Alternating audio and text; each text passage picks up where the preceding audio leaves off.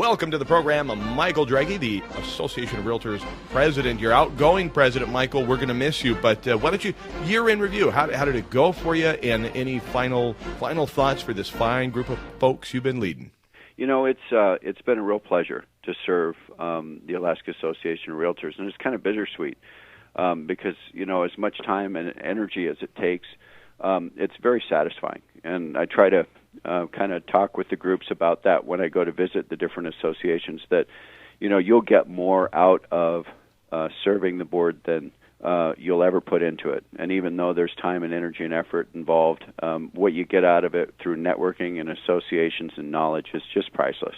So I guess the first thing is I would encourage everybody to consider whether they have the time to engage and serve the organization, because they will definitely grow as a realtor and as a person as a result of serving the organization. That's really something I'm going to miss, being actively involved. And as immediate past president, there's things that I will be required to do, but not being at the forefront is going to be a little bit, there'll be a little vacuum there, but I'll be able to serve in a lot of different capacities, which will be good. I am very proud of the fact that we've made some major accomplishments legislatively in Alaska and in Washington, D.C., and we have moved the needle forward in our RPAC culture, which I think is really neat, and really created a situation where we have more participation from our boards and our members than we ever have in the past. So that's been pretty gratifying. Everybody knows that Sandy is going to be within the next 24 months or so, sort of saying goodbye to the board, and she's going to leave a big hole. But there's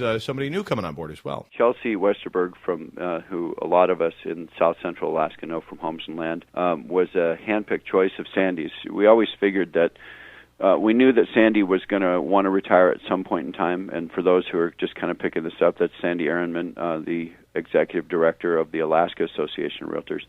For 27 years, Sandy has served in capacities of the Anchorage board executive and then the state's executive. And, you know, she really moves mountains. And serving as a president or a president-elect or any other capacity with the Alaska Association, those of us who have, understand how important her role was. I mean, she really moves that organization and keeps the wheels greased so that we can do serve our function quite easily. So we always figured that when Sandy was going to retire, that she would be instrumental in bringing some new direction to her position. And Chelsea has served as an affiliate to the board and has won Affiliate of the Year and has been very instrumental in a lot of the state conventions and moving things forward, very helpful. And Sandy just felt like she was somebody that she could mentor along with her relationships with the realtors and have a very successful, smooth transition. Told her in the president's message that we wish her well, and I hope she, at the end of the road, leaves the light on for us.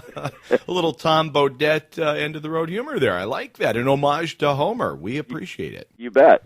Hey, you mentioned something. You said if you've got the time. This is a funny thing for you to say, given that you are building an organization around the state at the same time as serving as president-elect and then ultimately then president of the Association of Realtors. So what's the secret then to managing and organizing your time? How did you do it, and were there any surprises along the way? Looking back on 2013, I've said it a couple of times in the last couple of weeks. If I could make it through 2013 successfully, I won't have another issue with the rest of my life. I mean, the 2013 was a lot of big changes. Of course, we acquired 2 new brokerages at the same time as trying to find my spot, and we'd established a direction with the Alaska Association, but trying to put all that together, you really just have to be committed to what your service is going to mean.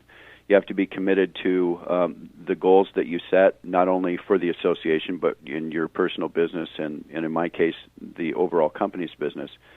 But this punctuates the point of the value of a good, strong executive at the state and, Anchorage, any of the board levels. Sandy was instrumental in being able to be where I needed to be, prepared with what I needed to be prepared with, and help you move the organization in a good direction. It's not just the president. You've got the president-elect that backs you up, and you've got all the directors across the state, and you've got the RPAC trustees. I mean, everybody serves hand in hand. And I think the president's role is one of establishing a direction, motivating, visiting with the boards, talking about our priorities, sharing the successes that we have, and making sure people understand the importance of of being a member of the largest private trade organization in the world. When I was moving into being the president of the association, the political end and the things that we were doing in Juneau were really important to me. And so we set a couple of simple goals because we were going to interview every candidate, or virtually 59 of 60 seats that were up for election in 2012. So setting that agenda was important because we have the largest political action fund in the state, and all of the legislators know how strong the realtors' voice is in Juneau. So virtually all of them came to sit down and talk with us about what was important for the realtors. And we had to set a goal as to, if we fund you, these are the priorities we have. Are you willing to help us with these priorities? And then we made our determination based on who we would fund versus how they viewed our goals and if they were willing to support it. So we had two primary goals. One was to effect a change in the oil tax structure, because regardless of the direction they were going to go, we didn't feel like we were expertise enough to determine that direction, but we knew that the path that we were on was not working. So that was one of the things that the candidates had to commit to. So we were instrumental, I believe, in making that change to the oil tax structure, and we're starting to see that bear fruit with Point Thompson and the Colville River Bridge and a lot of the ramp-up activity on the North Slope. And that's not to mention what's going on with oil and gas on the Kenai Peninsula.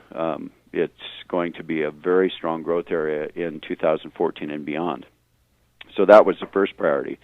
The second that we asked them to consider was the construction, the bonding and building of the Kinnick Arm crossing. And it's an important project. You know, most people around the state will say, well, that's an Anchorage project. Well, it will be important for Anchorage. The average cost of housing is over $340,000, and almost 40% of that is in just land. A 7,500 square foot lot on city water and sewer in Anchorage is $140,000 to $150,000. And there's no way out of that trap. We need more affordable, available land. So that was the first priority. Second for Kabata is, as a public safety issue, there's only one way north and one way south out of the largest city in Anchorage. And if we have any infrastructure failures because of a natural disaster or something else, there's no way out of the city.